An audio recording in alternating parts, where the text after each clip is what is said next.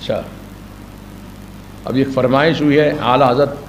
سرکار جو حضور پاک علیہ السلام کی بارگاہ میں تشریف لے گئے اور حضور کا آپ نے اپنے سر کی آنکھوں سے دیدار کیا، جیتے جاگتے۔ خواب میں تو بہت سے لوگ دیکھتے ہیں، اعلیٰ حضرت نے بھی خواب میں حضور کو دیکھا کئی بار، لیکن سر کی آنکھوں سے حالت بیداری میں جیتے جاگتے اعلیٰ حضرت نے رسول کا دیدار کیا۔ وہ کیسے وہ دیدار ہوا، کس عالم میں ہوا، اس کے کیا پس منظر ہے، بیک گراؤنڈ کیا ہے اس کا، وہ آپ کو مختصر طور پہ بتا دیتا ہوں، سن لیجئے کہ اعلیٰ حضرت جب حج بیت اللہ کے لیے تشریف لے گئے تھے، ساتھ میں آپ کے بڑے شہزادے حامد رضا خان حجت الاسلام رضی اللہ تعالیٰ عنہ وہ ساتھ ہیں۔ جب وہاں پہنچے تو اچانک موسم کی تبدیلی ہوتی ہے، پانی کی تبدیلی ہوتی ہے، تو اعلیٰ حضرت کی طبیعت بہت ناساز ہو گئی، شدت کا بخار آ گیا، 105 ڈگری بخار تھا، 101 میں ٹائیں ٹائیں فش ہو جاتے ہیں، 105 ڈگری کس کو بولتے بھائی؟ یہ اعلیٰ حضرت کا عشق رسول، عشق الہی ہے۔ اتنی بخار کی شدت میں بھی نہ کعبے کا طواف رک رہا ہے، نہ نماز رک رہی ہے، سب کام وقت پہ انجام پا رہے ہیں۔ اسی عرصے میں مکہ شریف میں رہنے والے جو علماء کرام تھے، مفتیان اعظام تھے، جس میں چاروں مسالک کے امام تھے، حنفی، شافعی، حنبلی، مالکی، یہ سب کے ائمہ کرام تھے وہاں پر، تو ان کے پاس کسی نے ایک سوال نامہ لکھ کے بھیجا عربی زبان میں کہ رسول پاک، یہ تو میں کہہ رہا ہوں رسول پاک، وہ تو بیہودہ نجدی تھے، وہ تو نبی کو علم غیب ہے یا نہیں؟ اگر ہے تو پھر قرآن و حدیث سے ثابت کر کے دکھاؤ۔ اور مدت بھی مقرر کر دی کہ 36 گھنٹے کا ٹائم اس نے رکھا کہ 36 گھنٹے میں اس کا جواب مجھے چاہیے، مدلل مفصل جواب چاہیے۔ تو حرمین شریفین کے علماء کرام مفتیان اعظام نے جب سوال نامہ پڑھا اور ٹائم کی مدت دیکھی تو وہ ایک دوسرے پر اپنی ذمہ داری ڈال رہے تھے کہ بھئی آپ لکھ دیجئے جواب، اور دوسرے مفتی صاحب کہتے تھے آپ لکھ دیجئے بہتر رہے گا۔ یوں بات چل رہی تھی، اتنے میں کسی نے کہا کہ ہندوستان سے حضرت علامہ مولانا شاہ احمد رضا خان صاحب تشریف لائے ہیں، کیوں نہ ہم اس مسئلے کو ان سے رجوع کر دیں۔ دیکھیے آپ، تو کہا کہ ٹھیک ہے، ان سے ملاقات کی جائے، ان کو بتایا جائے تفصیل ساری، کتنے دیر میں ہم کو اس کا جواب چاہیے۔ اعلیٰ حضرت کا بخار ہے اس وقت، 105 ڈگری بخار ہے، اور یہ علماء سے ملاقات ہوئی، مفتیوں سے، تو انہوں نے بتا دیا کہ جواب ہم کو تحریری طور پہ چاہیے، قرآن و حدیث سے مدلل۔ تو اعلیٰ حضرت نے قبول فرما لیا، بعون اللہ الملک الوہاب، یہ فقیر عبید مصطفیٰ انشاءاللہ جواب لکھ دے گا۔ چنانچہ وہ سوال نامہ لے کر گئے اور بخار کی حالت میں اپنے بڑے شہزادے حجت الاسلام کو ساتھ لیا اور کعبۃ اللہ کے صحن میں پہنچ گئے اعلیٰ حضرت۔ کہاں پہنچے؟ کعبۃ اللہ کے صحن میں، جو مطاف کہتے ہیں، طواف کرنے کی جگہ، وہاں بیٹھ گئے۔ دروازہ کعبۃ اللہ شریف کا سامنے ہے، وہ دروازے کے سامنے ہٹ کر ذرا دور بیٹھ گئے اور اپنے شہزادے حجت الاسلام سے اعلیٰ حضرت فرماتے تھے کہ لکھو حامد رضا، قرآن کی آیت لکھو، اس کا حوالہ لکھو، کون سے پارے کی آیت ہے، کون سا رکوع ہے، کون سی آیت نمبر ہے، اس کی تفسیر لکھو۔ تفسیر کی کتابیں، حالانکہ ساتھ میں کوئی لائبریری لے کر نہیں گئے تھے آپ، نہ پہلے سے کوئی معلوم تھا کہ ہاں مجھ کو ایسا مناظرہ کرنا پڑے گا تحریری طور پر، ورنہ آدمی تیاری کر کے جاتا ہے۔ اچانک مسئلہ سامنے آیا تو اعلیٰ حضرت اچانک بیٹھ کر جواب لکھوا رہے ہیں، تو 5 ڈگری بخار کی حالت میں 500 پیجز پر، 500 صفحات پر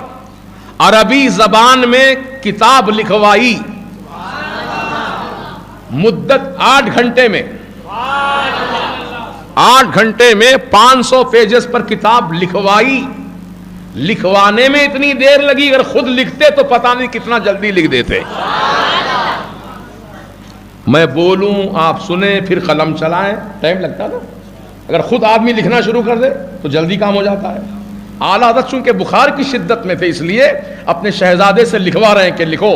حامد رضا یہ دلیل پیش کرو، یہ حوالہ پیش کرو، یہ تفسیر پیش کرو، یہ حدیث مبارک پیش کرو۔ جب لکھاتے لکھاتے اعلیٰ حضرت ایک لمحے کے لیے سوچتے اب اس کے بعد کون سی دلیل پیش کروں، اس کے بعد کون سا ثبوت پیش کروں، آپ کی نگاہیں اچانک در کعبہ پہ اٹھتی ہیں تو کیا دیکھتے ہیں؟ در کعبہ پر سرکار غوث اعظم نظر آ رہے ہیں اور فرما رہے ہیں اے احمد رضا پریشان کیوں ہوتا ہے، لکھ یہ دلیل، لکھ یہ حوالہ، لکھ یہ تفسیر لکھ۔ چنانچہ میرے غوث پاک کا فیضان راست طور پر اعلیٰ حضرت کو حاصل تھا اور آپ اعلیٰ حضرت کتاب لکھوا رہے ہیں، غوث پاک فرما رہے ہیں۔ جب مکمل ہو گئی کتاب تو کتاب آپ نے علماء کی خدمت میں پیش کر دیا۔ ہینڈ رائٹنگ ہے، پرنٹنگ نہیں ہے، خط لکھوایا گیا ہے، قلم سے لکھوائی گئی کتاب۔ تو عزیزان ملت وہ کتاب کی اتنی شہرت ہوئی، اتنی عزت ہوئی کہ گورنر مکہ جن کو شریف مکہ کہا جاتا تھا اس دور میں، جن کا نام ہے علی پاشا، ٹرکیوں کی حکومت تھی اور ٹرکیوں کا ہی وہاں پہ قبضہ تھا مکہ شریف مدینہ شریف میں، اس دور کی بات ہے یہ۔ تو علی پاشا کے پاس جو سنی تھے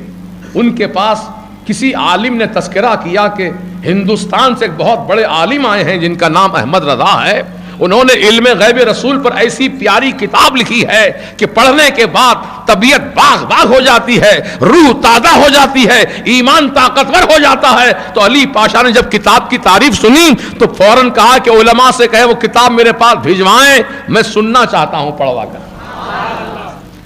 چنانچہ علماء کا ایک مقدس قافلہ گیا علماء کے پاس، وہاں سے کتاب لے کر آئے اور علی پاشا کے دربار میں ایک وقت مقرر تھا، اس وقت میں وہ کتاب جو اعلیٰ حضرت نے لکھی تھی اس کو علماء پڑھ کے سناتے تھے علی پاشا کو۔ تو علی پاشا بھی عربی جاننے والے تھے، دانت میں انگلی پکڑ لی انہوں نے، یہ ہندوستان کا عالم، ہندی بولنے والا، اتنی اچھی عربی میں کتاب لکھوا دیا، حیرت زدہ تھے۔ اور دلائل براہین ایسے مبارک کہ علی پاشا کی طبیعت مچل کر کہتی ہے کہ میں اس عالم دین کی زیارت کرنا چاہتا ہوں، انہیں بلایا جائے۔ چنانچہ اعلیٰ حضرت کو علی پاشا کا دعوت نامہ پہنچایا گیا۔ علی پاشا کی دعوت پر اعلیٰ حضرت علی پاشا کے دربار میں گئے، محل میں ان کے۔ جب اعلیٰ حضرت داخل ہوئے ان کے محل میں تو علی پاشا اپنی کرسی سے اٹھ کر کھڑے ہو گئے، استقبال کیا اعلیٰ حضرت کا، حالانکہ وہ بادشاہ ہیں، مکہ شریف کے گورنر ہیں، اعلیٰ حضرت کا استقبال کھڑے ہو کے کر رہے ہیں۔ اپنے بازو کو کرسی بچھوائی اور اس پر اعلیٰ حضرت کو بٹھایا، کتاب کے تعلق سے مختصر گفتگو ہوئی اور اس کے بعد علی پاشا نے کہا کہ اے احمد رضا خان، عالم باعمل، عاشق رسول، عالم مدقق، آپ کی معرکۃ الآراء تصنیف سن کر میرا ایمان تازہ ہو گیا۔ اب فرمائیے میں آپ کی کیا خدمت کروں؟ کس نے کہا؟ یہ علی پاشا نے۔ کیا خدمت کروں آپ کی بتائیے؟ اگر کوئی دنیا کا حریص آدمی ہوتا، کچھ دنیا چاہنے والا، تو کہتا علی پاشا آپ تو پاشا ہیں یہاں کے، کچھ دے دیجئے، خزانے بھر بھر کے دے دیجئے تاکہ میں لے جاؤں اپنے ہندوستان میں، وہاں جا کے کچھ کام کر لوں اپنا۔ نہیں، میرے اعلیٰ حضرت نے نہ دنیا مانگی نہ دنیا کی دولت مانگی۔ یہ عشق رسول دیکھو اعلیٰ حضرت کا۔ فرماتے ہیں علی پاشا صاحب، آپ نے مجھ سے کچھ مانگنے کے لیے کہا ہے تو میں آپ سے اس بات کی اجازت مانگتا ہوں کہ اس وقت حج کا موسم ہے، مدینہ طیبہ میں جتنے بھی زیارت کرنے کے لیے جاتے ہیں سرکار کی بارگاہ میں، عشاء کی نماز کے بعد سب کو مسجد سے باہر کر دیا جاتا ہے، کسی کو مسجد شریف میں اندر رہنے کی پرمیشن نہیں ہے۔ آپ مجھے پرمیشن لکھ کر دیجئے، اجازت نامہ لکھ کر دیجئے کہ ایک رات میں تنہا اپنے آقا کی بارگاہ میں گزارنا چاہتا ہوں، مجھے کچھ نہیں چاہیے، سرکار کی بارگاہ میں ایک رات گزارنے کا مجھے موقع دیا جائے۔ علی پاشا خوش ہو گئے، فوراً اجازت نامہ تحریر کر کے حوالے کر دیا۔ اعلیٰ حضرت نے اس کو بوسہ دیا، اجازت نامے کو سر پہ رکھا، خوشی سے جھومتے ہوئے۔ اس وقت اونٹوں پہ سفر ہوتا تھا، اعلیٰ حضرت بخار کی شدت میں اونٹ پہ سوار ہیں، شدت کی گرمی ہے، سفر کرتے کرتے کرتے کرتے 8 دن میں مکہ شریف سے مدینہ شریف پہنچے۔ راستے میں کہیں کہیں قیام ہوا آپ کا طبیعت کی وجہ سے، وہ چلتے چلتے 8 دن کی مدت میں مدینہ پاک پہنچے، اور جب وہ حسین منظر آیا کہ مدینہ پاک میں سرکار دو عالم شہنشاہ کون و مکان علیہ السلام کی بارگاہ میں اعلیٰ حضرت کی حاضری ہو رہی ہے، آنکھوں سے آنسو جاری و ساری ہیں، حضور کی محبت میں دل تڑپ رہا ہے۔ جب عشاء کی نماز ہو چکی، سب کو باہر کر دیا گیا، دروازے بند، کھڑکیاں بند، اب رسول کی بارگاہ ہے اور اعلیٰ حضرت کی ذات ہے، کوئی نہیں ہے وہاں، اعلیٰ حضرت سرکار ہے۔ آقا کی بارگاہ میں عرض کرتے ہیں، یا رسول اللہ، احمد رضا کو آپ نے خواب میں کئی مرتبہ دیدار عطا کیا، یہ آپ کا کرم ہے سرکار، لیکن آج احمد رضا ایک تمنا لے کر آیا ہے آپ کی بارگاہ میں خواب میں نہیں، حالت بیداری میں آپ کا جلوہ دیکھنا چاہتا ہوں، سرکار کرم کر دیجئے، اپنا جلوہ دکھا دیجئے۔ زارو قطار روتے رہے، اور یہ غزل اسی وقت لکھ کر آپ نے سنائی حضور کو، وہ سوئے لالا زار پھرتے ہیں، اے بہار تیرے دن پھرتے ہیں، یہ غزل نعتیہ غزل لکھ کر کے اعلیٰ حضرت نے حضور کی بارگاہ میں پڑھی، سنایا سرکار کو، بس وہ مقبولیت کا وقت تھا، آپ کا معروضہ قبول ہو گیا، رسول اعظم علیہ السلام نے اپنا جلوہ سر تا پا دکھایا، سر سے لے کے پاؤں تک اتنا چہرہ ہی نہیں دکھایا، پورا بدن پاک حضور کا اعلیٰ حضرت نے اپنے سر کی آنکھوں سے دیکھا،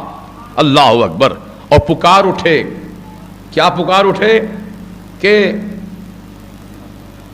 اللہ کی سر تابہ قدم شان ہے یہ کب کہا جاتا ہے؟ جب کوئی چیز سامنے ہو، یہ مسجد شہزادی بیگم، یہ وہ نہیں بولیں گے، وہ مسجد شہزادی بیگم نہیں، یہ مسجد یہاں موجود ہیں، آپ کہیں گے یہ، اور جو غائب ہوتے ہیں نگاہوں سے دور ہوتے ہیں ان کو کہتے ہیں وہ۔ تب اعلیٰ حضرت کا شعر سمجھو، اللہ کی سرتاب قدم شان ہے یہ، رسول کا جلوہ دیکھ رہے سر سے پاؤں تک، فرما رہے اللہ کی سرتاب قدم شان ہے یہ، انسان نہیں انسان، وہ انسان ہے یہ، قرآن تو ایمان بتاتا ہے انہیں، اور ایمان یہ کہتا ہے میری جان ہے یہ۔